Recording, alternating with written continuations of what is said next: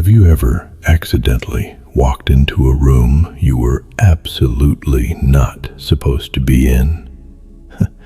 Maybe you opened the wrong door at an office building, or you walked into a private meeting by mistake. You didn't even need anyone to yell at you. The heavy, thick energy in the room instantly told you that you had crossed a line. Your stomach dropped. Your heart started racing, and your only immediate instinct was to back up slowly, close the door, and run away before anyone noticed you were there. I want you to hold on to that exact feeling, because right now, there is an entire network of people experiencing that terrifying, sinking sensation every single time they look at your life. They were sent to spy on you. They were handed a magnifying glass and told to find your flaws. But they opened the wrong door. They stepped onto holy ground, and what they saw completely shattered their reality. Now, they are desperately trying to find the exit. Let's pull the curtain back and look at the absolute panic currently unfolding in the camp of the people who tried to destroy you. We need to talk about the psychological mechanics of a reconnaissance failure. When the toxic person in your life, whether that was a narcissistic ex, a highly manipulative family member, or a bitter former friend, realized they could no longer control you, they lost their minds. You cut the cord. You took away their access. And to a manipulator, losing access is like losing oxygen. So they sent in the recruits. They sent the new partner, the mutual friends, or they created burner accounts to monitor your every move. The orchestrator gave these spies a very specific mission. They said, "Watch them closely. They are unstable. They are making a huge mistake leaving me. Just wait. Their life is going to fall apart any second now, and I want you to tell me the moment it happens." The toxic person essentially gave their spies a pair of dirty glasses and told them to go look at your life. But here is where the massive spiritual miscalculation happened. The person who abused you is spiritually blind. Their ego is so massive it blocks out the sun. But the people they sent to spy on you, some of those people actually still have a working conscience.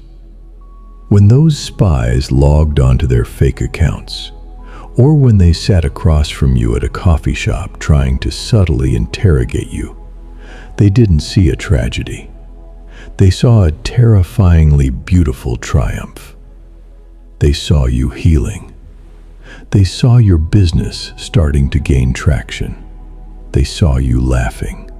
A real, deep, from the belly laugh that you never used around the toxic person. They looked at your eyes and saw a level of clarity and peace that money absolutely cannot buy. And in that exact moment, the heavy burden of proof shifted. In a court of law, the burden of proof is the obligation to provide evidence to support a claim. The spy was sent to find evidence of your destruction, but instead, they found overwhelming, undeniable evidence of your elevation. When a human brain is confronted with undeniable proof that contradicts a lie they were told, it triggers a severe psychological crisis. The spy sitting behind that fake profile suddenly realizes they are holding a smoking gun, and the person who handed it to them is the real villain. They looked at your piece, and it acted like a giant, blinding mirror. It forced them to turn around and look at the person who sent them. They looked at the narcissist's bitter, obsessive, chaotic behavior. And then they looked at your quiet, unbothered grace. The math finally clicked. They realized they were fighting for the wrong side. They saw too much. They didn't just see a happy person. They saw the undeniable hand of the Creator actively protecting your life. They felt the heavy, intimidating frequency of the Holy Spirit guarding your boundaries, and it scared them to death. Nobody wants to be an accomplice in a spiritual war against someone who is clearly backed by the divine. This is exactly why the chain of command is currently breaking down behind your back. The toxic person is aggressively demanding updates. They want to know who you are hanging out with. They want to know if you look sad.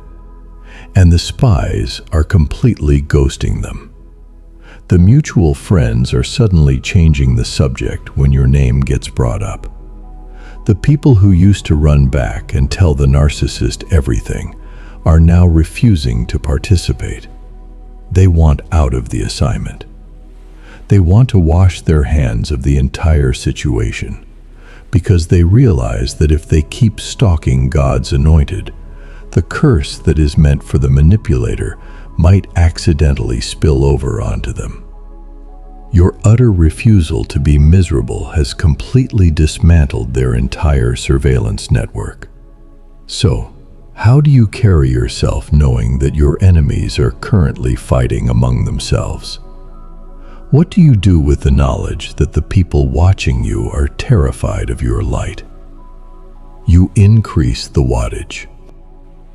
There is a very human temptation to shrink when you know you are being watched. You might feel the urge to stop posting your wins. You might think, I shouldn't talk about my new promotion, or my new relationship, or my healing journey, because I don't want to trigger the people spying on me. Do not you dare shrink your life to accommodate their insecurity. God did not pull you out of the mud, clean you off, and crown you with favor just for you to hide in the shadows so your haters can feel comfortable. Let them watch. Let the fake accounts view your stories. Let the mutual friends report back that you are doing brilliantly. You are not putting on a show. You are simply existing in the harvest that you watered with your own tears for years.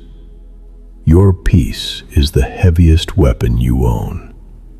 It requires absolutely no words. It requires no arguments. It requires no screenshots.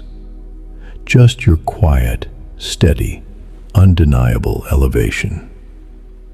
Every single time you smile, every time you choose forgiveness over bitterness, every time you take another step forward into your purpose, you are sending a massive shockwave through the camp of everyone who prayed for your downfall. You are showing them that the game is over and they lost. Take a moment to look back at the sheer amount of chaos you just survived. You outlasted the abuse. You outsmarted the smear campaign. And now you are outliving their surveillance. I want to pass this over to you. Have you ever had a moment where a mutual friend or someone tied to your past suddenly stopped asking you questions and just quietly backed away? Or a moment where you realized the people who were sent to judge you ended up respecting you instead? Share your real-life experiences in the comments below. Let's create a space right here where we prove that the truth always outlasts the lie. Keep walking forward. Your light is doing exactly what it was designed to do.